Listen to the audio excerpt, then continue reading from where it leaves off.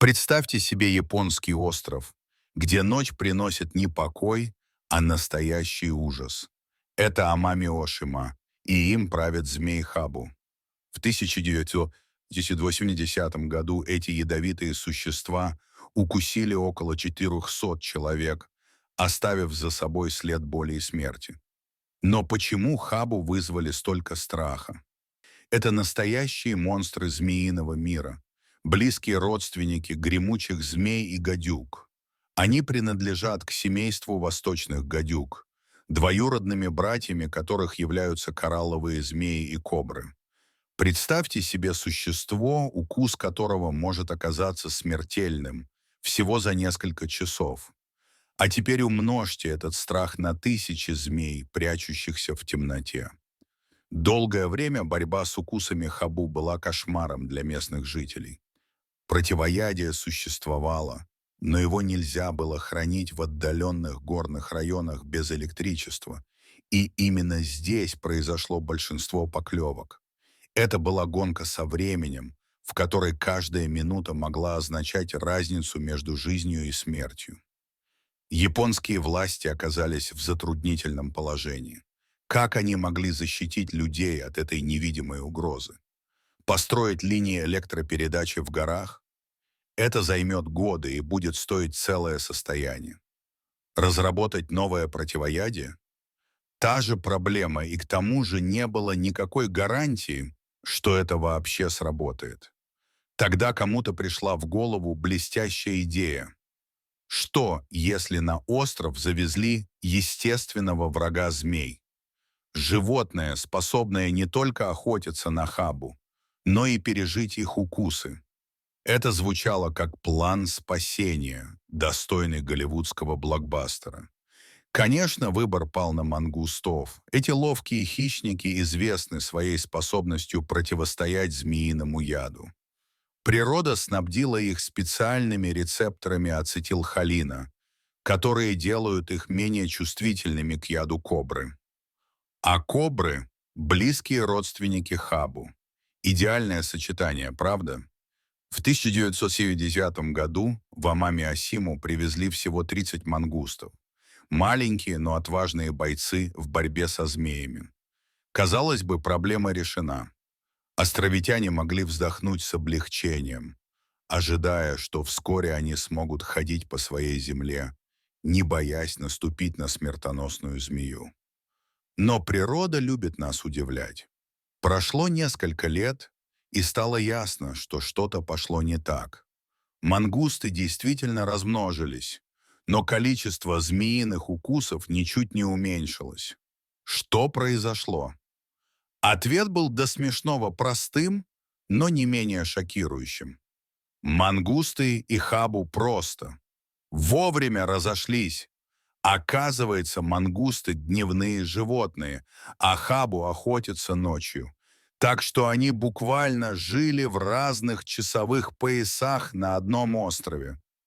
Но если мангусты не охотились на змей, что они делали? Ох, они нашли чем заняться, и последствия оказались еще более катастрофическими для местной экосистемы. Мангусты начали охотиться на местных животных, многие из которых оказались не готовы к появлению нового хищника. Среди жертв был уникальный кролик Амами. Живое ископаемое, найденное только на двух крошечных японских островах. Как печально. Миллионы лет эволюции. А в итоге оказались обедом для незваного гостя. Это как динозавр, внезапно появившийся в современном мире и охотящийся на домашних кошек. К 1993 году воздействие мангустов стало настолько очевидным, что Министерство окружающей среды забило тревогу. Но к тому времени было уже слишком поздно. В 2000 году популяция мангустов на острове достигла пика в 10 тысяч особей. Небольшая группа быстро превратилась в неуправляемую орду. Экологическая катастрофа разворачивалась на глазах у всех. Около 15 эндемичных видов сейчас находятся под угрозой исчезновения.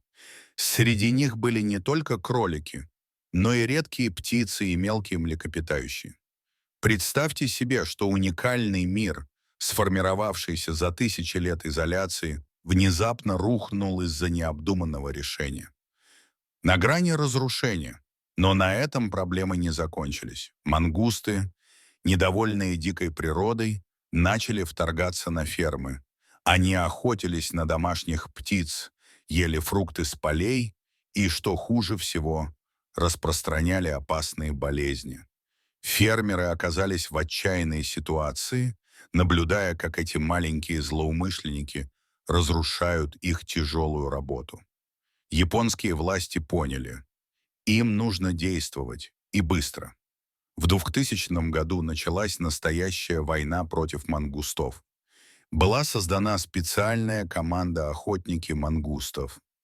«Амами» звучит как название научно-фантастического фильма, не правда ли? Но такова была суровая реальность. Операция по истреблению мангустов напоминала военный поход. Были использованы все доступные методы. От изощренных капканов до специально обученных собак-ищеек. Но мангусты оказались достойными противниками. Они были умны, быстры и хорошо приспособлены к окружающей среде. Битва длилась почти четверть века. Представьте себе, целое поколение выросло на острове, где охота на мангустов была частью повседневной жизни. Дети, рожденные в начале операции, выросли и включились в борьбу с инвазионными видами. Методы борьбы с мангустами постоянно совершенствовались. Сначала они просто расставили ловушки вдоль улиц, но должного эффекта это не возымело. Затем люди стали использовать более сложные приемы. Ядовитые приманки, аттрактанты, вещества, привлекающие животных своим запахом. В операции были задействованы даже специально обученные поисковые собаки. Особое внимание было уделено конструкции ловушек. Они были разработаны специально для мангустов с учетом их размера и формы тела. Таким образом, другие животные могли избежать попадания в ловушки. А затем, в 2024 году, была объявлена невероятная новость. Мангусты на Амами-Осиме полностью вымерли. Это была первая успешная битва против популяции мангустов на таком большом острове. Триумф человеческого упорства над ошибками прошлого. А как насчет ядовитых змей? Удивительно, но к 2020 году количество укусов хабу снизилось до 60 в год.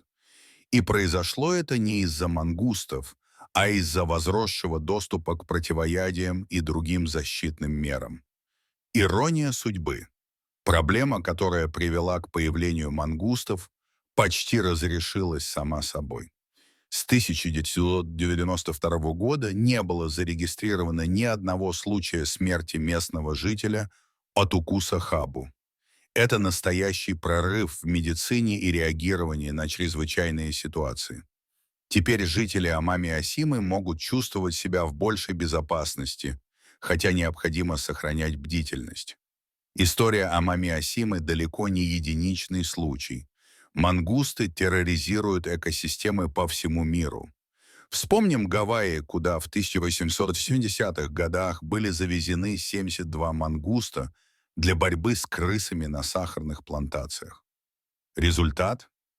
Экологическая катастрофа, угроза исчезновения многих местных видов птиц и полный провал в борьбе с крысами. Ситуация на Гавайях была еще хуже, чем в Японии. Мангусты не только не смогли справиться с крысами, но и стали причиной исчезновения как минимум 8 видов птиц, находящихся под угрозой исчезновения. Целые виды, уникальные творения природы, были потеряны навсегда из-за одного единственного необдуманного решения. Или возьмем Ямайку, где после завоза мангустов в 1872 году разразилась настоящая эпидемия клещей. И почему? Потому что мангусты истребили птиц и рептилий, которые когда-то контролировали популяцию насекомых. Представьте себе эффект домино в природе, когда один неверный шаг приводит к каскаду непредсказуемых последствий. Британским колонистам на Ямайке потребовалось много времени, чтобы понять, что происходит. Они жаловались на нашествие клещей, но власти настаивали на том, что баланс в природе восстановится сам собой. К сожалению, природа оказалась не столь снисходительна к человеческим ошибкам. К счастью, история мангустов не всегда была историей разрушений. Например, древние египтяне держали мангустов в качестве домашних животных. Уникальное изображение человека, ведущего мангуста на поводке, найдено на могиле, датированной 4000 лет назад. Возможно, они использовали этих животных для охоты на птиц или борьбы с грызунами. Кто знает, может быть, люди и мангусты тогда жили вместе более гармонично.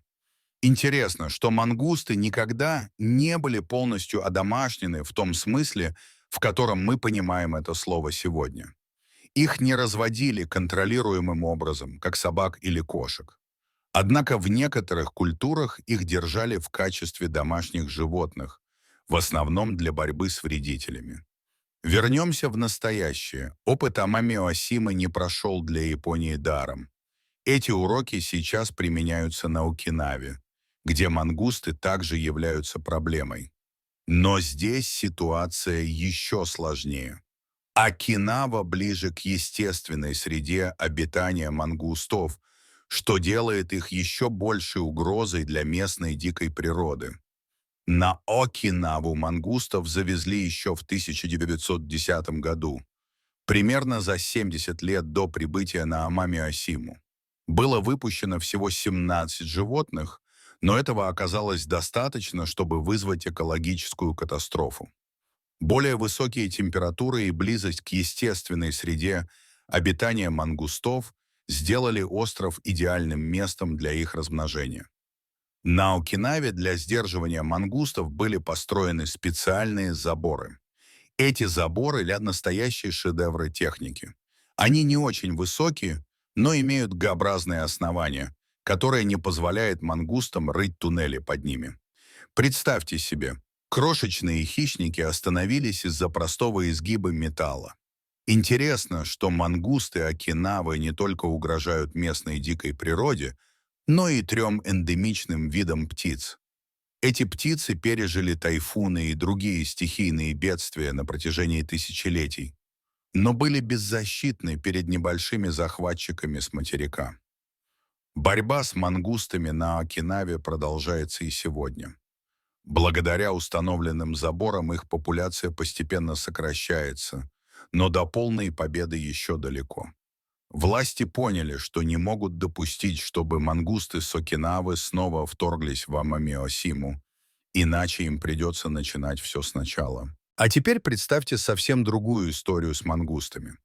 В Шри-Ланке когда-то было решено обучить этих животных обнаруживать запрещенные вещества.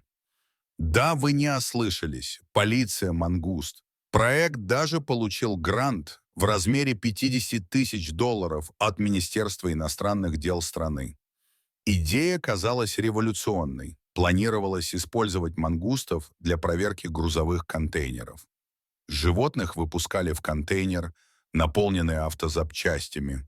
И когда они замечали что-то подозрительное, то выходили оттуда с распушенными хвостами. Эксперименты показали, что мангустов действительно можно обучить такому виду работы, и первые результаты были очень многообещающими. Даже Национальный зоопарк Шри-Ланки был задействован, предоставив свои помещения для экспериментов. Был нанят специальный тренер и разработана программа обучения. Мангусты превратились в маленьких пушистых детективов, прыгающих между ящиками в поисках контрабанды. Казалось, что Шри-Ланка была на пороге прорыва в таможенном контроле. Полиция Мунго могла бы стать настоящей сенсацией и изменить правила борьбы с торговлей запрещенными веществами. Но, как это часто бывает с инновационными проектами, вмешалась реальность. Смена руководства страны, политические потрясения, и амбициозный проект был забыт. Мангусты так и не стали частью правоохранительной системы Шри-Ланки. Сегодня история полиции Мунго кажется забавным анекдотом из прошлого. Но кто знает, если бы проект продолжился, мы могли бы увидеть этих шустрых зверюшек на таможенных пунктах по всему миру. Но история пошла по другому пути, и нам осталась лишь память о необычной идее и неиспользованном потенциале наших маленьких пушистых друзей.